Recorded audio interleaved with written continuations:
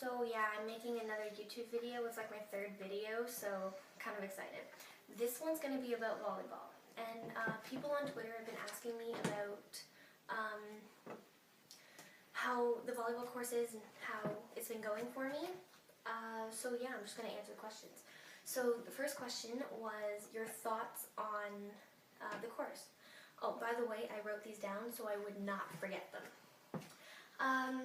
It's a kind of different take to a volleyball class twice. The only reason being because you basically don't learn anything new. You keep repeating the same skills and movements over and over and over again, and it just kind of gets overwhelming and kind of boring. What I enjoyed about the course, though, was that you not only get to focus on volleyball, like you only play the game of volleyball, and it's like the best. My most memorable moment in the volleyball course was getting to play with the different people in my class. I got to observe how they played, how they interacted with people, how they communicated with the other team members. It was just overall a lot of fun. Something that the course could do to make it better is, switching up the experienced people with the inexperienced people. So what I mean by that is instead of having a mixed class of experienced and unexperienced, you would do a separate class for the experienced people and a separate class for the inexperienced people.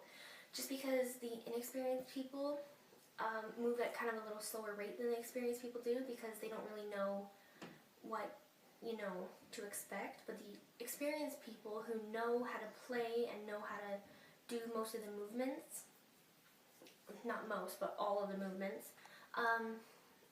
they just kind of get bored with having to follow behind the inexperienced people. So with that, what the class could do is, just separate by periods. Inexperienced one period and experienced people the next period. So question number 2 was my top 3 things that has made me a better person or athlete. When I play volleyball, when I'm mad, it gives me the release that I need for the buildup of anger that I have inside of me.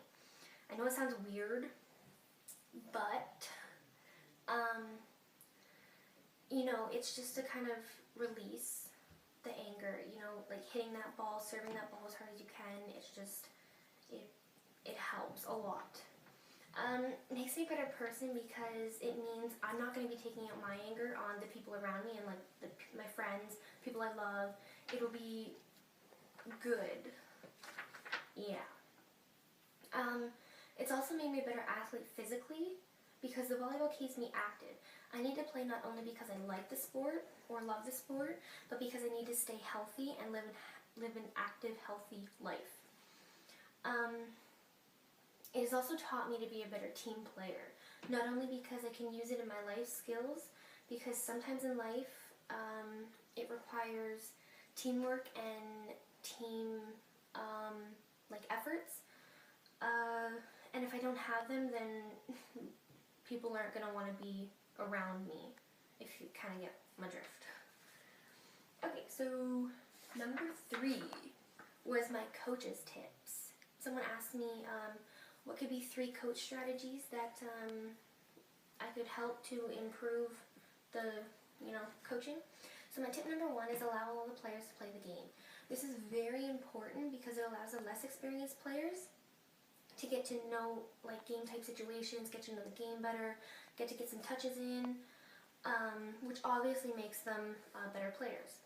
Especially when playing less experienced teams, this should always, always be a must. Playing everybody will also reassure the coach that everyone likes him. Having your players sit on the bench ruins their composure and affects them in a negative way. It's just not fair to have 6 main people that you never sub off.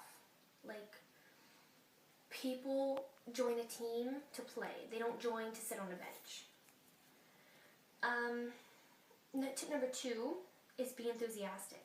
If a coach is not enthusiastic enough, the players will not have the motivation to play a good game. A coach needs to be enthusiastic, especially when his team is down points, as it may spark the team members into, excitement to get them to win. There's nothing wrong with being a strict coach, but every coach needs to have a fun side. Like, if you just have a strict side, it's just no fun at all. Tip number 3 is respect the ref. As a coach, it is very important that you get a good side of the ref. All of the coaches need to understand that the ref makes the mistakes, but it does not mean that you have the right to call them out on it. In most cases, refs will reaction to this, like coaches reacting to the wrong calls, yelling at them, will be a warning, or it could have a negative impact on the coach, which could have a negative impact on the coach's team. Refs know most about the game and really determine the game, so why not be on a good side? Number 4. I was asked if I could give 3 pointers on service and forearm passing for dummies. So my first pointer would be contacting the ball at its highest point of the toss will most likely be effective when serving. This is because when it is contacted any lower than the highest point, it won't be in your power zone. The power zone is when you, where all of the power is. The power zone is where, the power zone will allow you to move the ball faster and higher. So what I mean by that is when you toss the ball up, you contact the ball up here and not down here, like this. It has to be straight up and down. My pointer number 2 for service is, believe it or not, footwork is very important. Stepping into the serve will give you the power,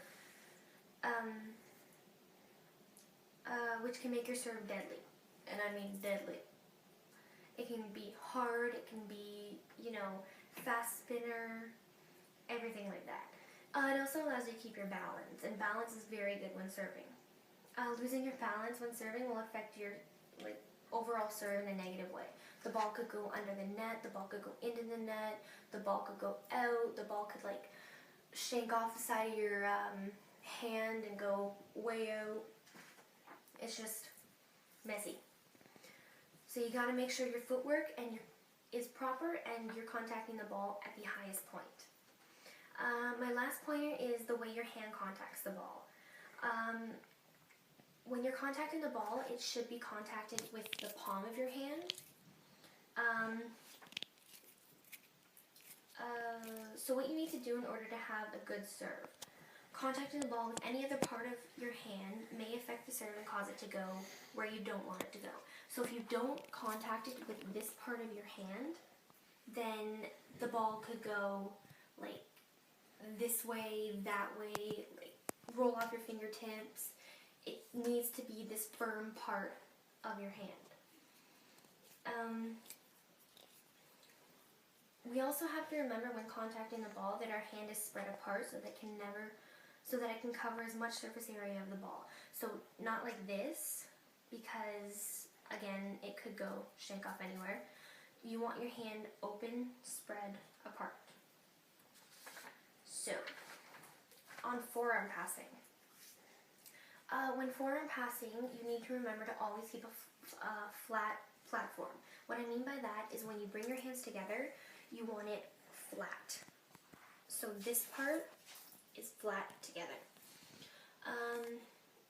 This will be easier for you to get a good high pass. It also causes the pass not to be shanked, and it will move the pass towards the target at 2.5. Something else you need to know about the forearm pass is that to always keep your shoulders in front of your knees. When you're going down for your ready position, your shoulders must be in front of your knees to get that good posture.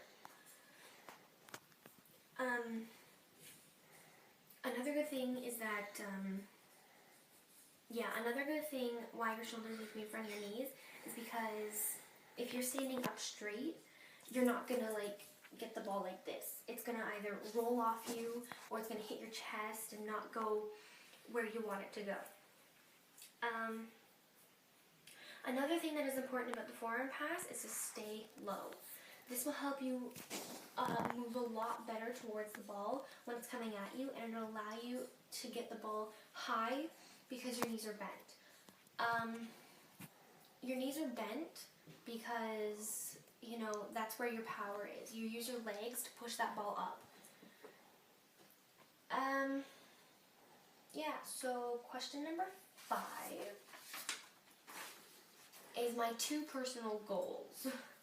Now, my 2 personal goals are schooling and I want to continue with my volleyball. So my schooling, because I'd like to get a good education, which will help me acquire my high school diploma, which will help me with my future goals overall. So I could get, like, my other future goals will be, like, you know, get a good job so I can get, like, lots of money, have a comfortable life, you know, live healthy, things like that. Like, my diploma will help me get there. Another goal I would like to accomplish would be to continue on with my volleyball career, even after I'm done high school. Volleyball is honestly my passion, and I love doing it. If I could do it, you know, every single day of my life, I would.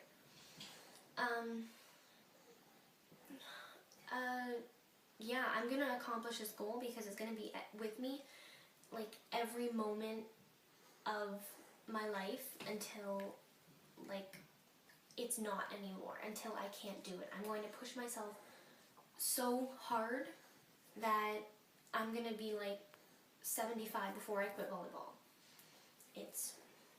Yeah. And the last question I was asked was, if there was, like, any more information that I could tell you about volleyball, you know, it would be, or something I could change for the volleyball course, it would be, you know, I would definitely include, you know, personal workshops, like bringing in professional coaches to work one-on-one with the students of the course, and, you know, working one-on-one with the class, giving them the opportunity to be, you know, better volleyball players. So yeah, that's it from me. I hope you enjoyed my video on how my volleyball course was going. So thanks for watching.